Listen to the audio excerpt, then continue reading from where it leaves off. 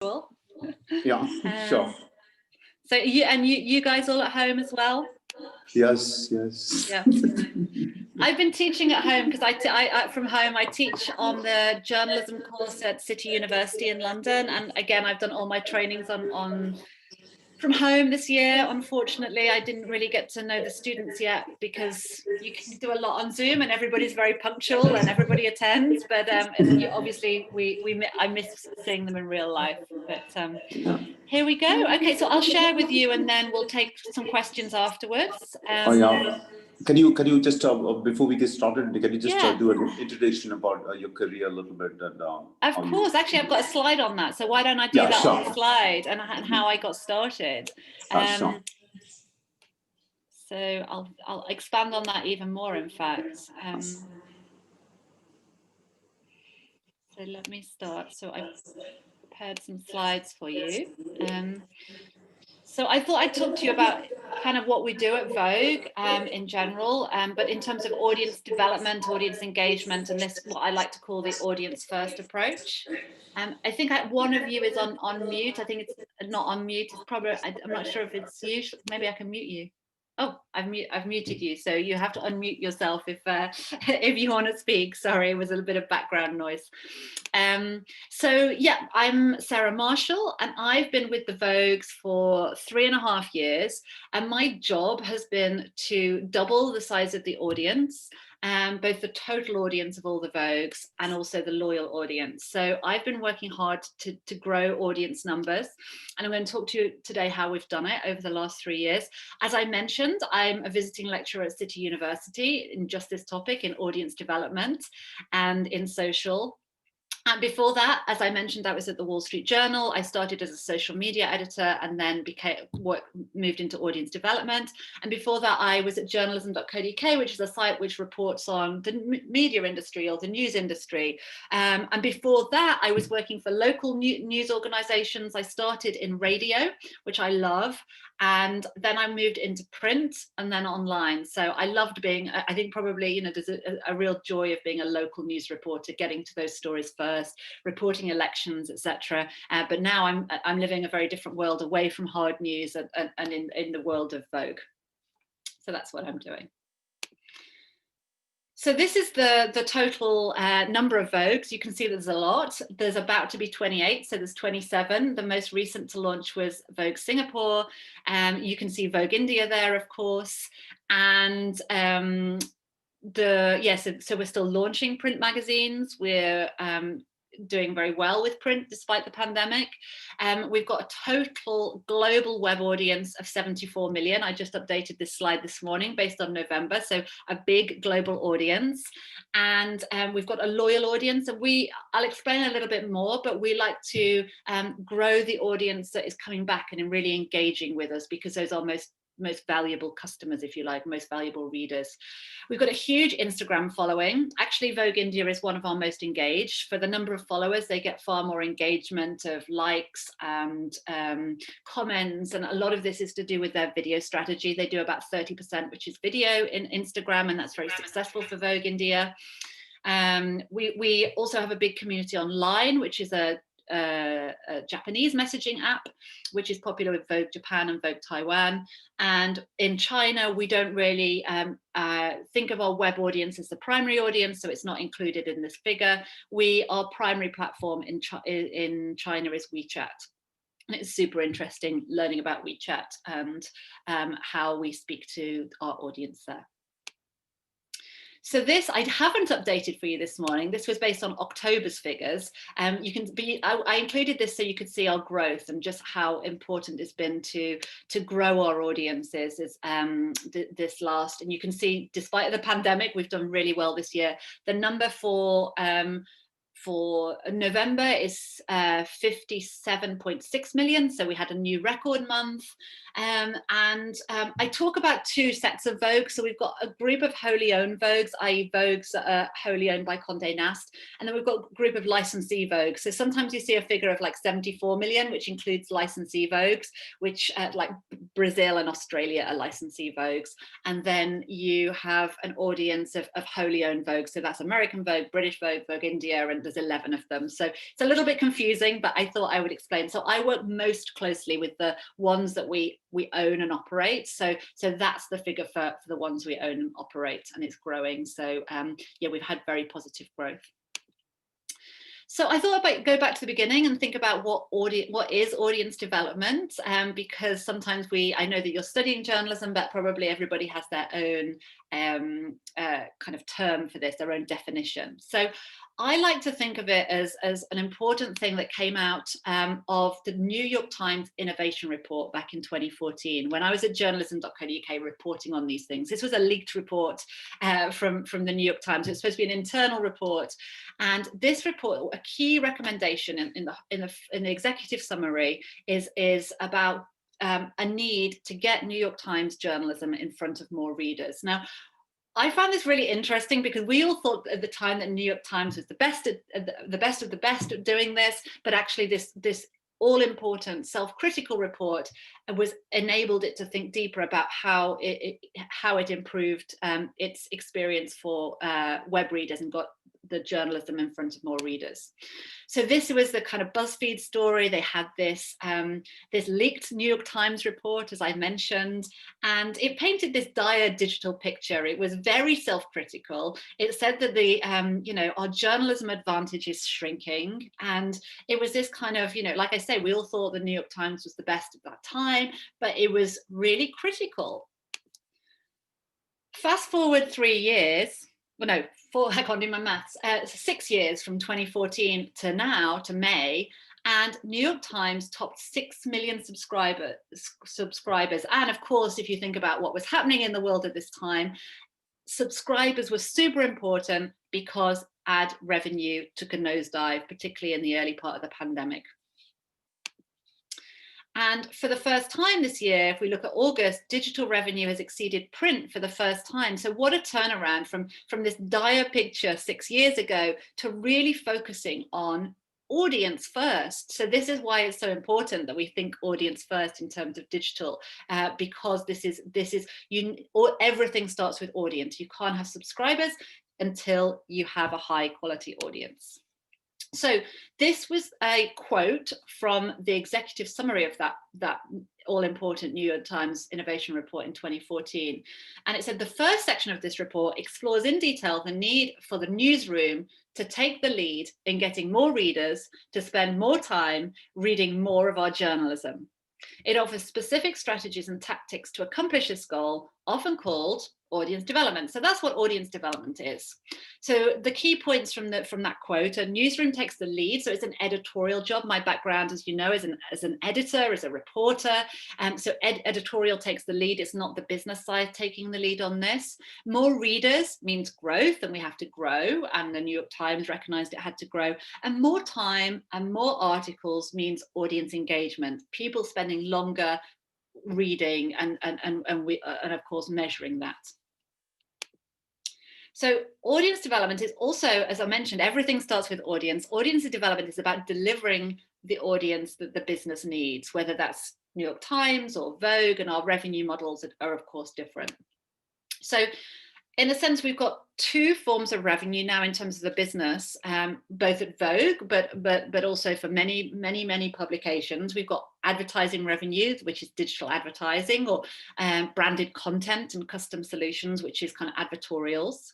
And then we've got consumer revenue or audience revenue, which is things like the New York Times paywall. It's things like affiliates and e-commerce, which we do, and merch. We have Vogue merch, we have hoodies, and we have GQ caps and things like that.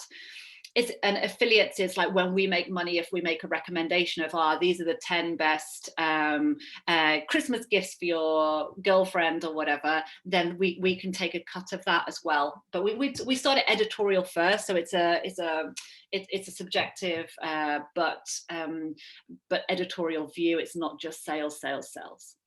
Events, and when we charge readers to come to events, and print subscriptions. So we still find a real relationship between digital and print subscriptions. For example, on GQ, which I also work across, our most important driver of print subscriptions recently has been an email newsletter called GQ Recommends, which is actually a shopping email. It's an affiliates email. It's when we recommend to people to best gadgets to buy or best things to buy, and actually because of our authority with GQ, then there's a real kind of relationship, and that has driven a lot of print subscriptions as well.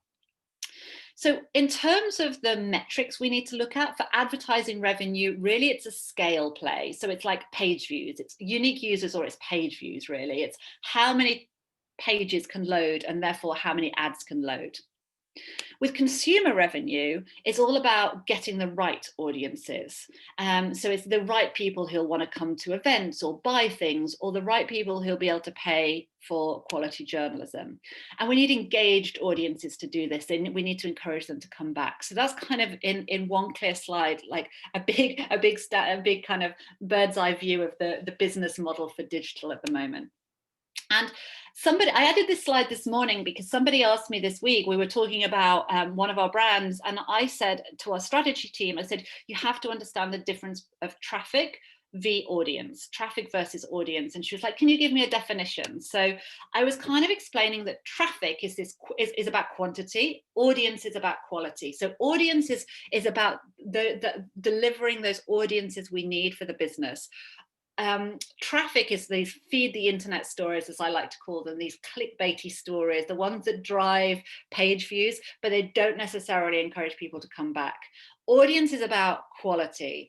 Audience is about those stories that make you want to read and have that habitual daily or weekly habit to come back to a site. So again, a bit like before, traffic is really about it delivers page views. And then audience, the kind of metrics we need to look at are things like time on site, things like return visits, because they give us a really good idea of that we're engaging with people who really enjoy our journalism. So how do we deliver big and engaged audiences? So this is kind of in a nutshell, a lot of the things we've been doing the last 3 years. So I've broken it down. You're probably very familiar with the 5 W's and the how, who, what, when, where, why, the questions we ask ourselves as reporters. And so I've broken it down to think about like this for Vogue. And this, of course, would work for any kind of news site. It's not just luxury fashion. So what people are reading. So I'll give you a little glimpse into the world, and please keep this confidential, but a little glimpse into the world of our traffic. So these are figures for November.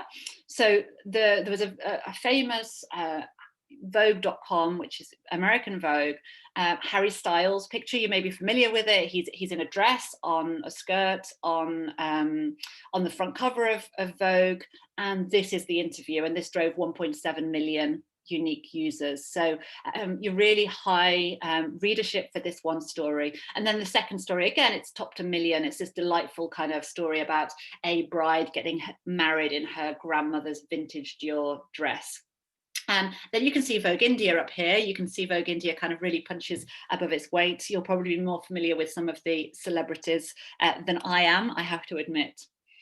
But you can see, yeah, really high engagement. So we learn about, we look every day at what people are reading so that we can really understand how to attract bigger audiences and more loyal audiences. I thought I'd share with you during lockdown some of the things we learned. So there were 3 big themes that we kind of learned in Vogue. The first being altruism. People were really keen to share, keen to read these stories about, you know, Zara's owner, which is a big fast fashion business, Spanish business, Inditex, donating masks, Burberry using its factory here in the UK to make hospital gowns. I'm sure you're aware of a lot of stories like this of altruism, of people giving things away, so that and this was really appealing. And actually we do a lot of consumer research as well. We speak to our readers all the time, and throughout the pandemic, one of the big changes in terms of consumer sentiment this year and audience sentiment is people have become more altruistic. People are now more concerned, of our readers that is, about the general state of the world, about the climate crisis, about the economy, than they are about themselves individually, which is kind of a significant change this year. There's also nostalgia. That's been really big. And I know there was even a story on DigiDay this morning about how a lot of the advertising this Christmas, of course, that the season's coming up here in the UK, that a lot of it's about nostalgia. People want this feeling of happiness, of looking back. So of course, what has Vogue got? It's got an archive of 124 years, I think it is. If you don't speak Russian, this is a headline from Vogue Russia about what Coco Chanel wore at home.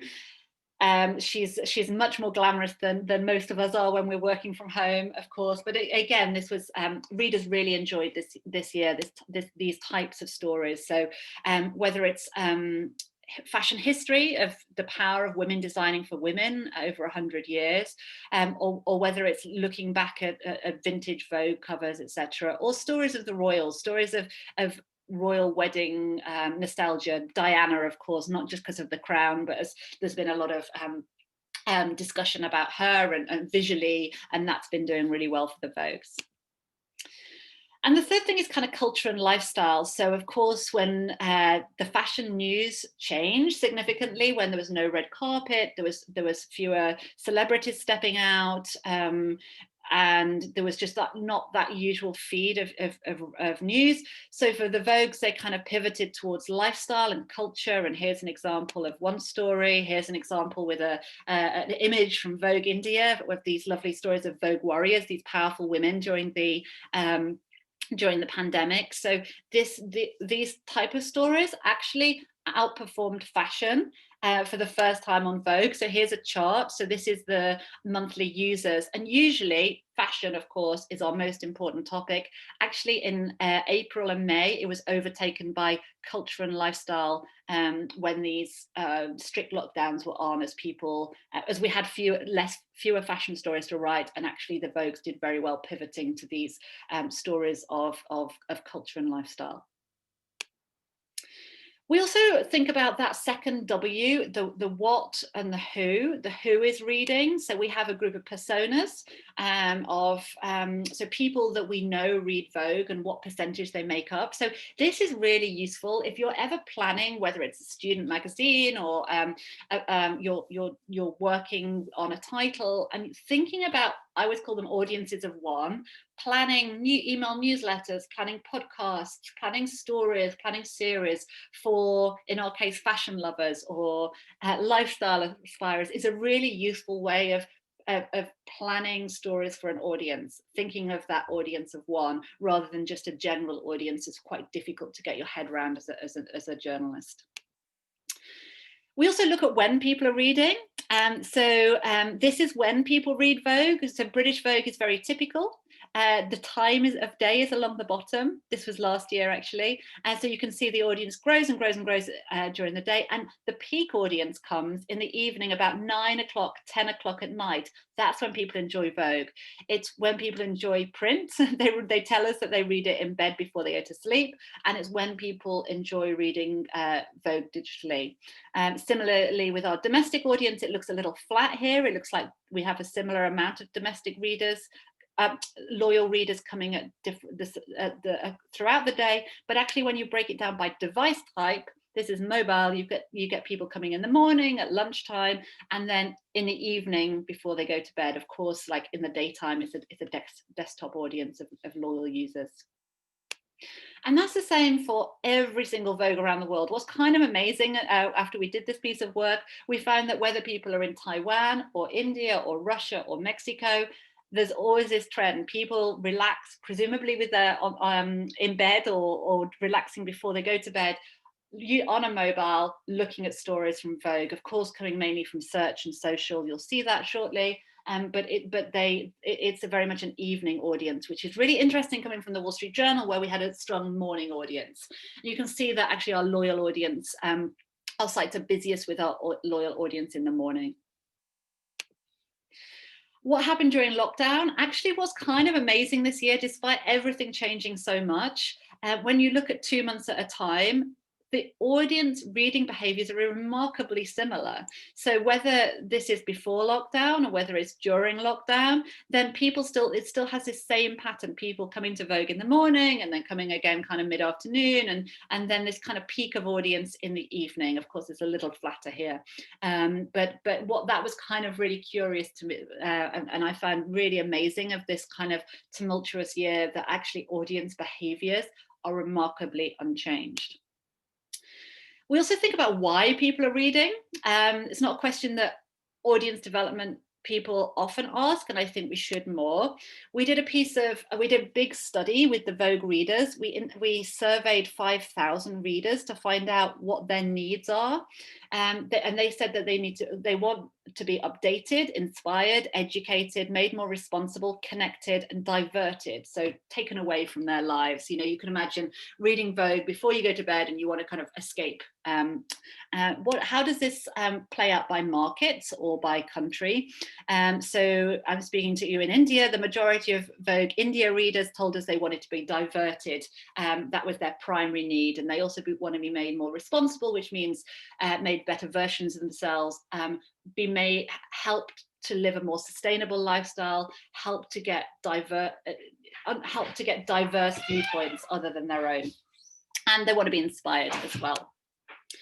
So what does this mean in terms of journalism? So this means that essentially stories solve a problem for the reader. And we did a big piece of work on this to try and tell our editors around the world that our stories solve a problem for the reader. So this is just 4 different stories written about the same Chanel show. And the purpose of this story is updates readers. This one inspires readers, which is about the hairstyles. This one educates readers, teaches them what to know. And this one is a kind of diverting story. And what we did, we looked at the number of articles we were creating. We realized that a lot of most of what we were creating were these update me stories and fewer make me responsible stories. Now, what we thought was that if I saw this as white space, and I thought, well, if people tell us they want to be made more responsible, like it was your secondary need in India, if we write more stories that help people to become better versions of themselves about diversity, about sustainability, then surely we can grow our overall audience and loyal audience, because we can engage more people in these stories. They represented only 2% of our stories. And then when we looked by average readership, we found that all these stories we were producing, these update me stories, they actually were the worst performers. And the best performers were the most inspirational stories. So we gave every Vogue some advice and helped them kind of reposition their editorial strategy based on knowing that actually inspirational stories work best. And here's that example again. And you can see that this Inspire Me story did perform the best. So this simple try now hairstyle story had 10 times the number of readers as any of the other stories. So that I show to Vogue editors and tell them this kind of is illustrative of the fact that people want to be inspired, and these inspirational stories really work well for us. And I also started to think where people are reading. Now, I won't go into too much detail of this, but it might make you think about some of this. So news moments, it was this little chart was buried on a report that I read last year, page 55 of a 156 page report, and it talked about these news moments, and that everybody has different news moments, or the same person can have 4 different news moments. So you have these dedicated moments. It's a bit like reading a book. You spend time, you know, you've got half an hour and you've got time to read a long read. You also have these updated news moments where you feel like you need to read the news in the morning. Maybe you're on your commute, maybe you're getting ready, but you feel like you need to read the news before you come to your journalism lecture so that you know what's going on in the world. You have these time filler moments, so you might be watching Netflix or one of the other streaming services and like fiddling on your phone and reading, or you might be in a queue or waiting for something else to happen.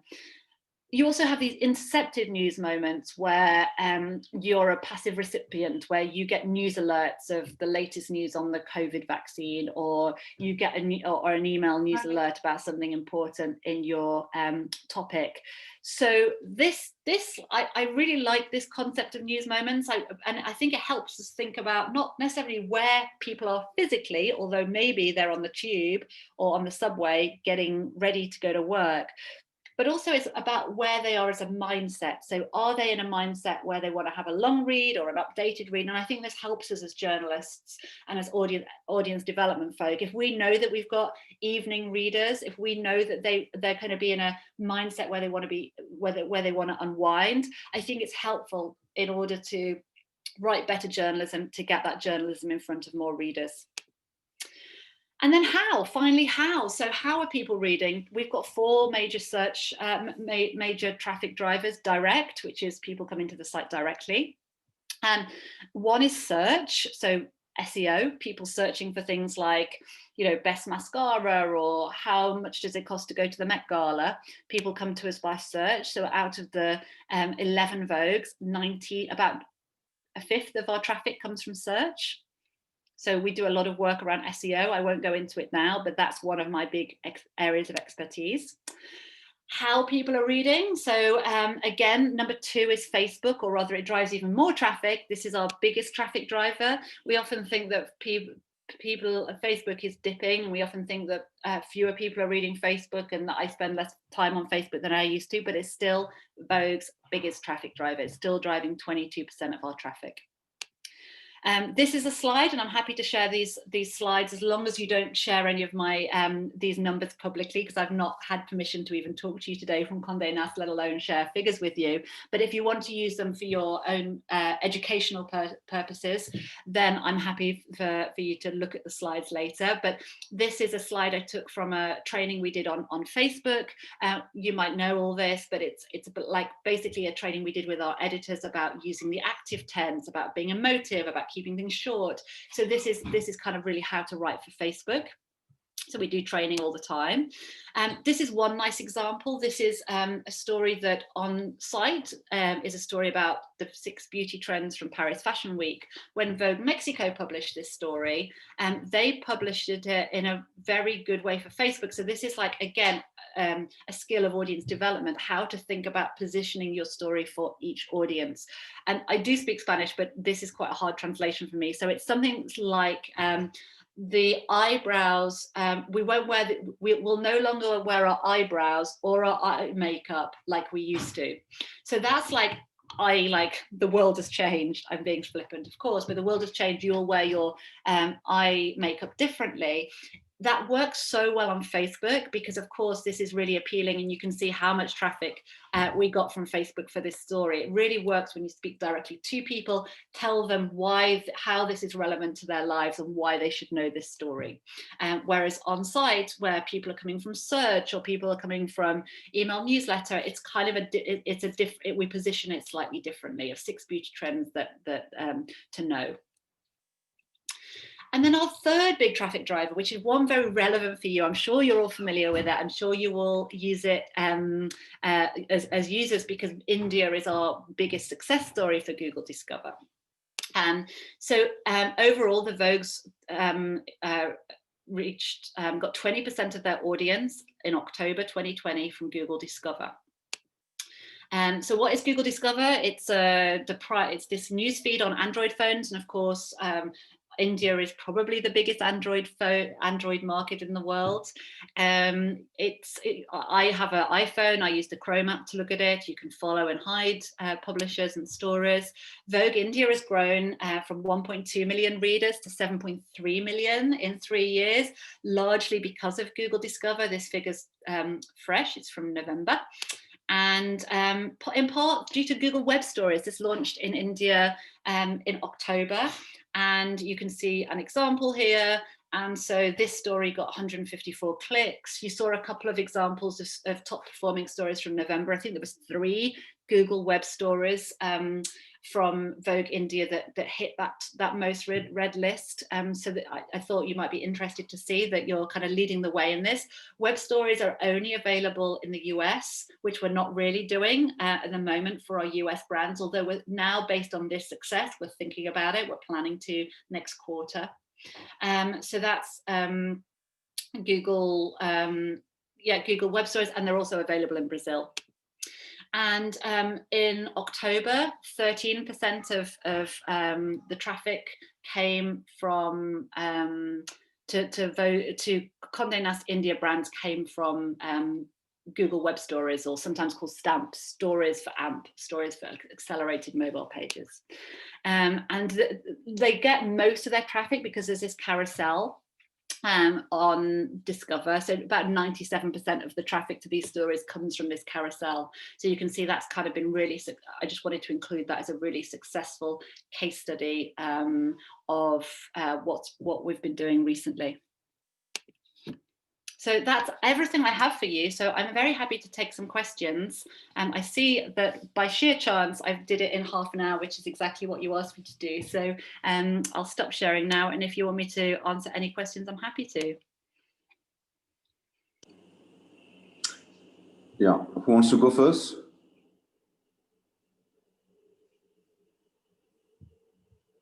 Hello? It's also fine if I covered everything and there's no questions. I know it's Friday night there and you're probably ready to unwind a little. So yeah, very, very happy to give you some time back if you prefer. I had a question. Can I go ahead? Yeah.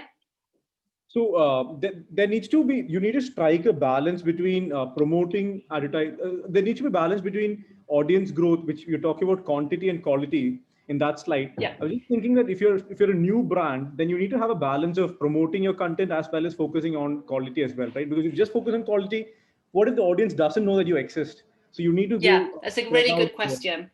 That's a really good question. I think it's finding those ways. If you're a new brand, we just launched Vogue Business like a year ago, and there's some various things as a new brand that you can do. One of the things was like Vogue Business created this index for like, these are the top most sustainable fashion companies and things like that. Things like that share really well and get you known by the people in those lists, and then the people in those lists share them. So there's certain, you could call them growth hacks you could do if you were starting something new, where it is still quality, but it's ways of reaching new readers. So yeah, if you're starting something new, of course, but it is that balance. You know, you can write stories with popular appeal, but that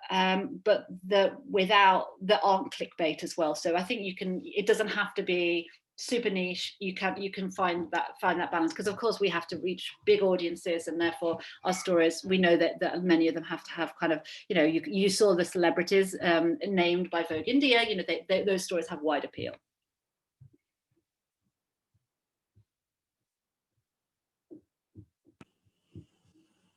Anybody else?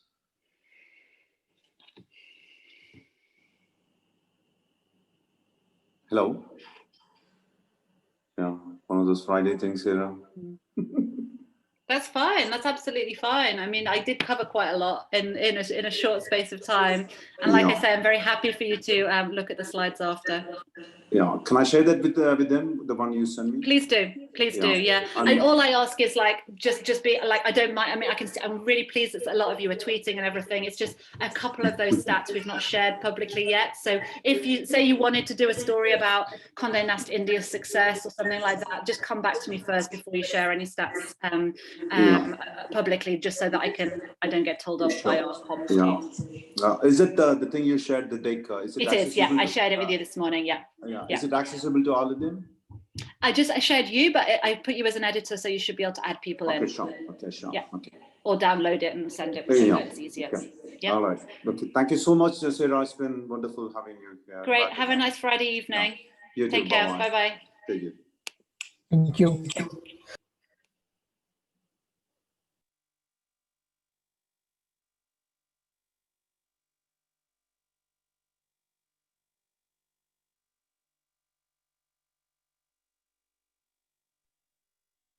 Friday, no questions.